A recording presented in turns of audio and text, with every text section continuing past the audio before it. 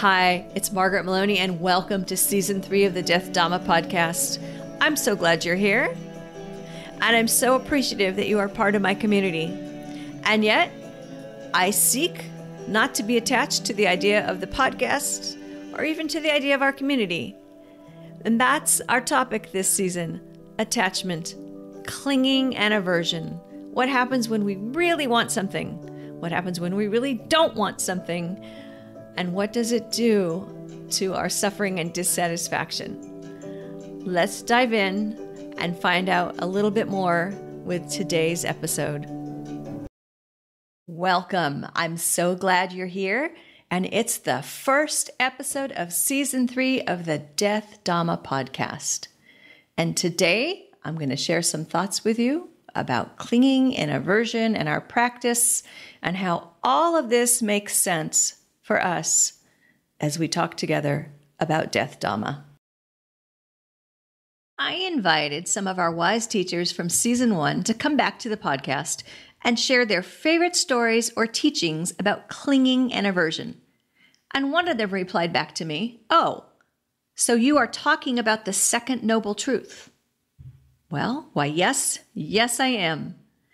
You know, the Buddha's first teaching was called the Dhammacakkappavattana Sutta, which means the turning of the wheel. This discourse was given to the 5 ascetics who were his former companions at the deer park in Isipatana, now called Sarnath, near Benares, India.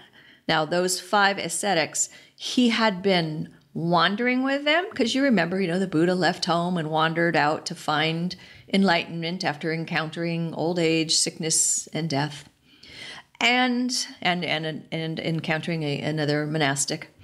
And so he became discouraged because he realized that their way, which was very, very harsh and limiting, wasn't working. And so you know the story. He sat down under the Bodhi tree and he meditated, right? And after that, he gave his first discourse or teaching. And he started this discourse, this turning of the wheel, by advising his 5 ascetics to give up 2 extremes: indulgence in sensual pleasures and the tormenting of the body. So basically self-indulgence and self-mortification. Now, they were more involved in self-mortification because they were denying themselves even the basics in terms of food. And he realized that that wasn't the way. And that's why you hear the term, right, the middle way or the middle path. So he advised against too much sensual pleasure because these pleasures were base, right? Too much worldliness and not helpful in spiritual development. And on the other hand, tormenting the body was painful and also unhelpful in spiritual development. And what he found in his meditation, what he learned under the Bodhi tree, the 4 noble truths, right? The truth of suffering, the cause of suffering, there's an end, and the way to its end. Everything in this world could have the potential to bring us suffering. Some people like to say discomfort or dis-ease. The cause of suffering is craving. The end of suffering is nirvana or nibbana, depending on whether you are speaking Pali or Sanskrit. I should reverse that. Sanskrit is nirvana and Pali is nibbana, to be more clear. Don't worry. And oh, by the way to the end of the suffering is, the Noble Eightfold Path. And don't worry, we will definitely visit the Noble Eightfold Path at some point during the season. But today and right now, we are all about the truth of suffering, and that craving is the root, where craving means wanting something or really trying to avoid something. Maybe you can remember the episode back in Season 2 called The Promise of Impermanence, and the story of Mary Carroll as she tries to negotiate with her body over being sick. She was clinging to the idea that she could control her illness, and of course, she had aversion to being sick. And that just made it worse. So you know this. You know the 4 noble truths. But do you know them intellectually Or do you know them in your heart? And if you could see me right now, I would be, when I first said that, I'd be like, do you know them? And I'm gesturing to my head. And then I'm putting my hand over my chest and saying, or do you know it in your heart, right? Because we might know something and be able to memorize it and recite it, but that's different than having a true wisdom, a true skillfulness, a true knowing of something. And so is the truth of suffering front and center in your life? This wasn't in the Buddha's first teachings because it was unimportant. He didn't start with some throwaway lesson just to see who was listening. He had a profound experience. He woke up and he saw the truth of our existence.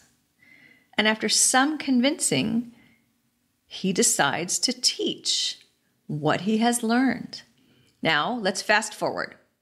The Buddha teaches for about 40 years, and then he dies. Or what he really does is he obtains nirvana or nibbana. He's no longer subject to rebirth. Why? Because he's gained release from suffering. He doesn't cling. He doesn't experience aversion. And if you consider his body of teaching, the thousands of lessons he taught, the thousands of lessons his monks have taught, why? What was the reason? To show us how to live in a way that we could gain release from suffering. Instructions on how to live good lives and do no harm and act with compassion and develop equanimity. These are all, central to his teachings. And some very deep teachings on dependent origination and form and consciousness. Not so that you can sit on your cushion and develop psychic powers and levitate, so that you can transcend suffering. And while the basics, like the idea of the Four Noble Truths, might be easy to comprehend, that doesn't make it easy to carry out. So we don't want to discount an idea or a teaching just because it seems easy to comprehend. But again, remember, there's knowing, and then there's skillfully knowing with wisdom, right? I've always felt like the Buddha was such a skillful teacher, and he knew this was difficult. So he presented it to us using many similes and seeking to help us to understand so that then what we could do is engage in the practice. And every day, life gives us our practice. All we have to do is pay attention, to engage. Life comes along and says to us, oh, you thought you were going to have an easy commute today? No, you're not. Guess what? Your car's breaking down. Or, oh, you thought you were getting promoted today? Guess what? You're getting laid off. Or conversely, guess what? We are offering you a better position. And that is impermanence. And we had lots of good discussions around impermanence in season 2. And ultimately, it's, oh, you thought you would live forever? Or, oh, you thought this person would always be by your side? Nope. That's our recognition of death. And that is the ultimate impermanence. And with it come the biggest or most intense clinging or aversion that you might ever experience. Or for most of us, that's true. Me speaking because I am just a regular lay person sharing thoughts with you, not enlightened. And so, yes, intense clinging or aversion. They come right along with our friend, the Grim Reaper. As we acknowledge our attachment, as we come face to face with it, we sit with it, we greet it by name, and we come closer to our release from suffering. That's what it's all about, that acknowledging our attachment, sitting with it, greeting it, and helping to become closer to our release from suffering. So I hope you will join me in reclaiming peace by connecting with clinging and aversion. I would love to hear from you, your thoughts, your suggestions, your own stories about attachment. So follow this link, I'm going to read it to you in a minute here, to leave me a 90-second message with your ideas and suggestions. You can go to https://www.speakpipe.com/ .com/death_Dhamma_podcast. I suppose you could also just use your favorite search engine to say SpeakPipe Death Dhamma Podcast. And there you can record an audio message for me. And be sure to come over to margaretmaloney.com. That's MargaretMeloni.com and join the community. You've been listening to the Death Dhamma Podcast with your host, Margaret Maloney. Thank you so much for being here. Come find me on margaretmaloney.com, MargaretMeloni.com. And until we meet again, may you be well, may you be happy, may you be at ease, and may you be free from suffering. Bye for now.